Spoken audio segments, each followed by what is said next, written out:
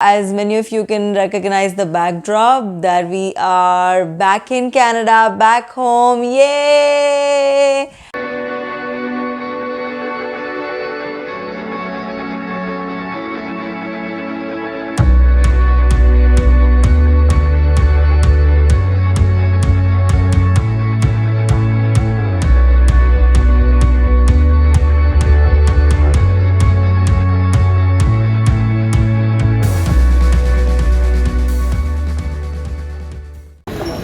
My space suit is ready. I'm ready to fly into space. Today's video is going to be our travel experience during COVID-19. As many of you know, if you've seen our previous videos, then we traveled here on Air India special flights, Vande Bharat mission, and this video is going to be a small account of how our experience was. And if you're someone who's planning to travel through these same flights or who's planning to travel during COVID-19, that this might be helpful for you, so stay tuned. In my last video, I shared all the details about how we booked our tickets on this Vande Bharat mission flight from Delhi to Toronto. So in case you want to book your tickets through Vande Bharat, then you can find the link somewhere down here and you can watch that. I'm sure it'll help you. So to begin with, we had to travel from our hometown to Delhi because the flight was from Delhi and we had to travel by car. So there was no air travel or anything involved like that. We were recommended to reach the airport about 5 hours before the boarding time. But we actually traveled with a little bit of buffer time and we reached the airport about 6 to 6.5 hours before boarding time. And we actually thought that we were quite early and maybe we would be denied like entry into the airport. But to our surprise, when we reached over there, there were huge lineups. So it is not like normal travels these days. There are specific gates assigned for specific flights. So we were told that we were supposed to enter the airport through gate number 4 and the queue was up to at least gate number 8 and I think even beyond. We reached 6.5 hours before boarding time and there was a huge lineup. So I'm actually guessing that people might be standing there for past 8 to 9 hours. We asked the staff members over there if there are any special queues for people traveling with kids or infants. So they said that there is no specific arrangement, but they were so nice and helpful that they actually took us to the front of the queue where we were seeing that many of the older people and people traveling with kids were being assisted by the airport staff and they were letting them move ahead in the queues. Still, it took us about, I would say, half an hour to enter the airport. So at the entry, you had to deposit 4 forms that you could collect from the entry itself. I called Air India before checking in, but they said that there is only one form that you need to fill and you will get that when you do the web check-in. But I did not receive any. I filled up one self-declaration form that you can find online as well. But that's not the only form. You have to fill 3 other undertakings or those sort of things. And those forms you will get from the airport itself. And you can fill those and you have to deposit them on entry. And also at the entrance, all of the luggage is being UV scanned. So that was probably the reason that led to the huge lineups outside the airport. So after filling up all our forms and showing our passport and a ticket, we entered the airport and there were huge lineups inside as well. But another staff member was very generous. He helped us and he actually took us to the special business class check-in counter and he got all of our luggage checked in. When we did the web check-in, all 3 of us, Rohan, me and Asmara, were allotted different seats. So I did mention it to the person allotting the boarding pass to us. And he actually gave us 3 seats together, which was very kind of him. So after checking in the baggage and getting the boarding passes, the security check-in was also pretty quick. Social distancing was being followed as far as possible. And we were probably through the whole process within an hour. But I do think that the people who were not traveling with kids or who were not senior citizens, they took a much longer time to reach that step.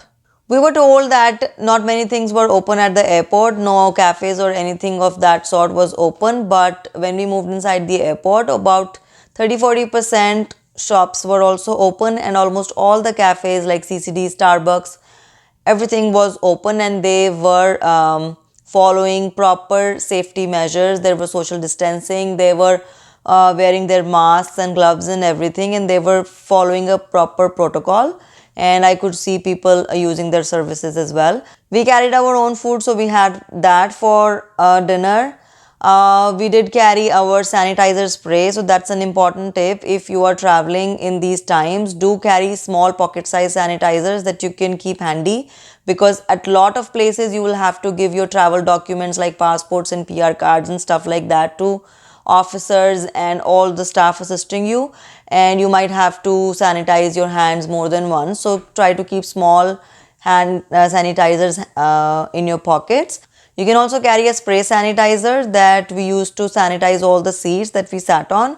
So we took a corner on the airport and near our boarding gate, and we actually sanitized whole of the seat, and we sat there for rest of 2-3 hours.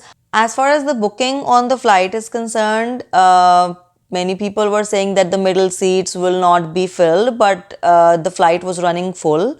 But they were ensuring that the people who are sitting in the middle, so say there are 3 seats, the person sitting in the middle had to wear a PPE gown or a PPE kit, and all of us were supposed to wear masks and face shields that were provided to us in a package right before boarding. The small package had a face shield, a face mask, and a few hand sanitizer sachets that you could easily use during the flight. And the persons who were sitting on the middle seat, as I told you, had to wear a PPE gown that was also provided. While boarding the flight, social distancing was being followed. They were calling people according to the seat numbers, and they were boarding with proper social distancing measures. The flight crew was also wearing proper hazmat suits, and they were assisting everyone to their seats. If you're traveling on one of these flights, do not expect social distancing in the flight, because these flights are running totally full. They are trying to help as many people as possible.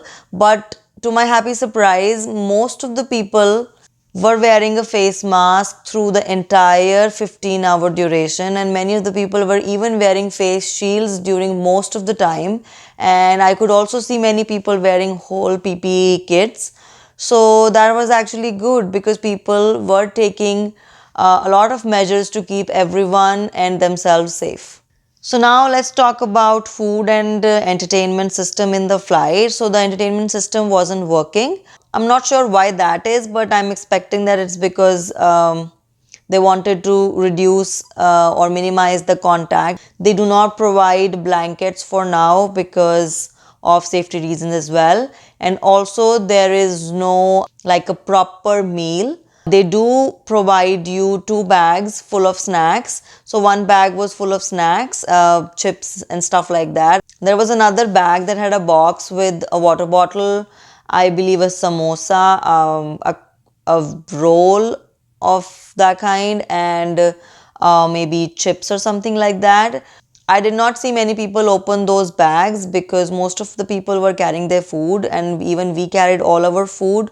We tried to carry some snacks and also some food in small Ziploc bags that you could easily open one at a time, and we could consume the food. They allowed as many bottles of water, so we almost carried 4 to 5 bottles of water, and they allowed to carry us as much water as we wanted to. We carried a lot of juices, coffees, everything, and they did not check anything. Also, I noticed that many of the ladies were traveling with their infants or very young kids who needed hot water during the flight for preparing baby food. I do not think it was provided as much to their liking, because I saw many of the angry passengers at the end of the flight. So if you are traveling with an infant and you think you would be needing a lot of hot water, then you can carry it in your flasks, and they will not stop you. So even after reaching at the Toronto airport, the process was pretty smooth. The Toronto airport was much less crowded, I must say, than the Delhi airport. The immigration officer just told us that we were supposed to self-isolate for 14 days, and he handed out us a brochure that had all the rules for these 14 days, and also told us where we have to report if we develop any symptoms. So the immigration officer also asked us that what was our plan for the next 14 days and that where we were going to stay for the next 14 days. So that is one question that you need to be prepared for. They basically want to know that if you have a separate bedroom or with a washroom that you can use for the coming 14 days, so that you will not be putting all the other people inside the house at risk. So after that immigration step, the baggage collection was as per normal, porters were available, everything was as per normal, all being followed with proper social distancing measures, masks and gloves.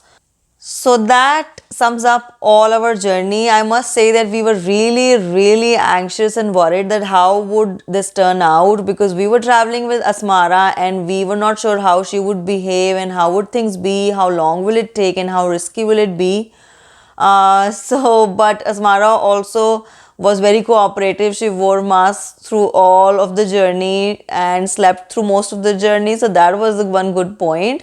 And I think we managed pretty well. We are self-isolating at our own place for the next 14 days, and fingers crossed, I'm hoping that we will be well, and I will keep you guys updated on our health status. And if you think I missed anything and if you have any queries regarding these journeys, then you can definitely ask your questions in the comment section. I would be very happy to help all of you. Do like the video if you found it useful, and do not forget to subscribe to the channel and also hit the bell button for all the notifications on my upcoming videos. So until next time, bye bye and take care.